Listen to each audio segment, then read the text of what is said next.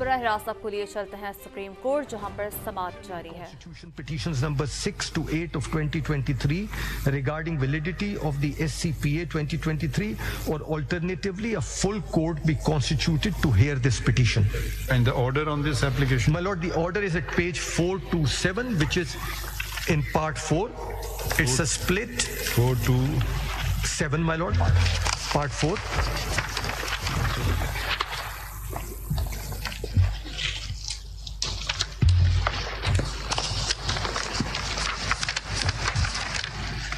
Page 427. 427. 427, my lord.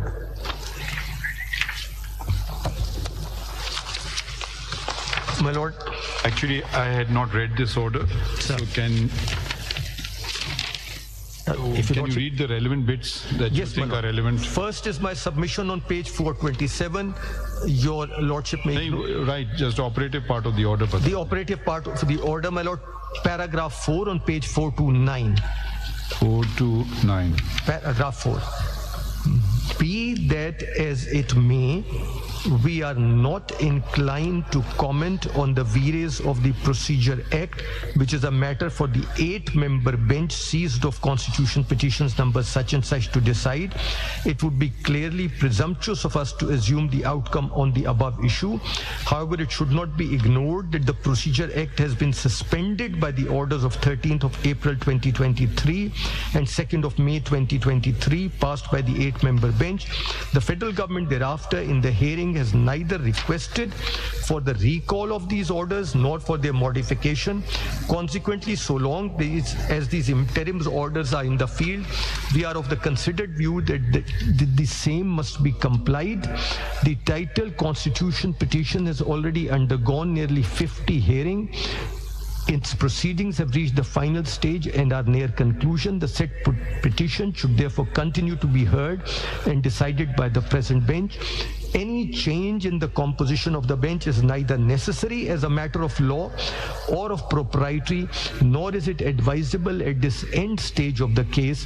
Indeed, including the case would serve in the public interest, as much of the time and public money have been expended in hearing the instant petition. There is a dissent, my lord, at page 431. And if your lordship may see the opening paragraph by my lord Mr. Justice Syed Mansoor Ali Shah, I raised the following question during the hearing of this case on 18th August. Whether this bench should continue hearing this case, or should this case be adjourned till the court first decides the constitutionality of the Supreme Court Practice and Procedure Act 2023, or in the alternate, should a full court hear this case pending decision on constitutionality of this court. Then his lordship gives the reasons what transpired that day. Paragraph 5, his lordship refers to my submission.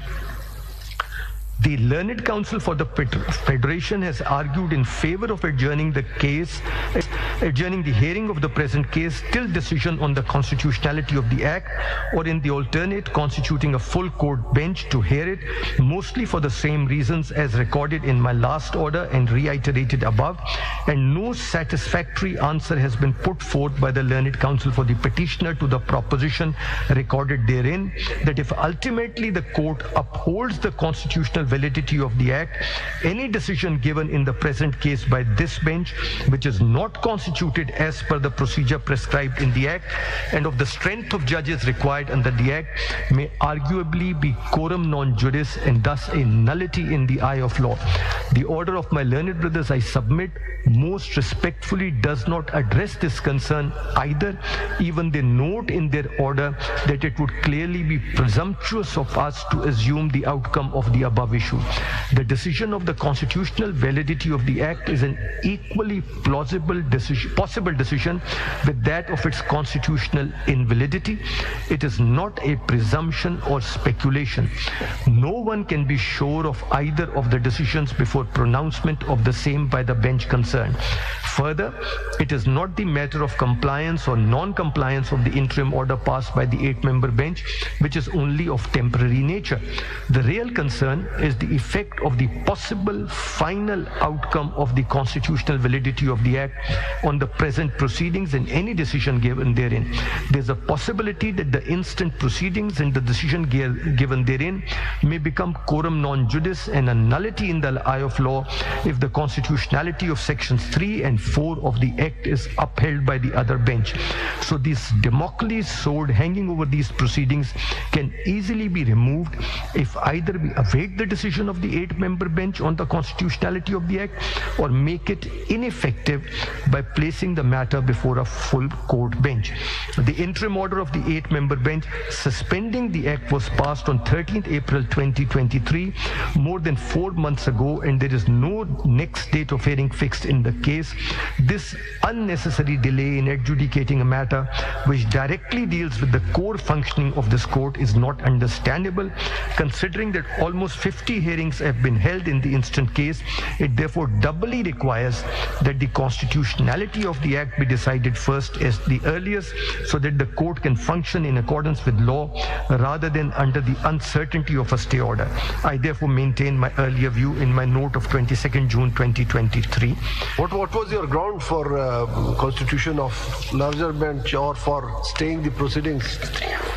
My Lord? Your ground, what on which? My Lord, section 3 and 4 of the Practice and Procedure Act. 4 talks about interpretation of constitution, whether any constitutional interpretation was required in this case? Yes, my Lord, because they were asking for the striking down of several procedures, provisions of the NAB Amendment Act. They was on the touchstone of the Constitution. The argument being made was that it violates a number of provisions of the Constitution, the provisions relating to fundamental rights, provision relating to Islamic provisions, provisions relating to power of and authority of Parliament, provisions relating to virtually how a power is to be exercised. All of those were in question.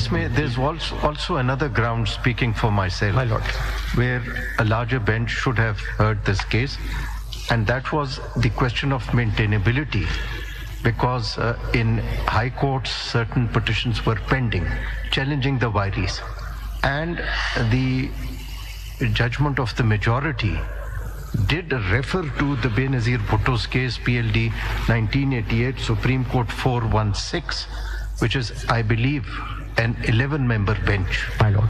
And that is the law till today. My Lord. And again, this court is ignoring that law. So either that was binding and had to be followed, so any departure that was required to be made had to be heard by a larger bench. My Lord, so that is... May I respectfully am very grateful for that observation. I had spent an entire day arguing Manzoor Ilahi and arguing on the basis of Benazir Bhutto and pointing out that there was a petition pending under Article 199 of the Constitution before the Islamabad High Court, and in view of the pendency of that petition and in view of these two judgments, you see, regardless of that, Makhdoom Saab, with great respect, the larger bench judgment is binding even on this bench, because that's an 11-member bench. Yes, my Lord. And Manzoor Ilahi's case has been reaffirmed by them. Yes, and that is the law. Yes, and that law is again and again ignored.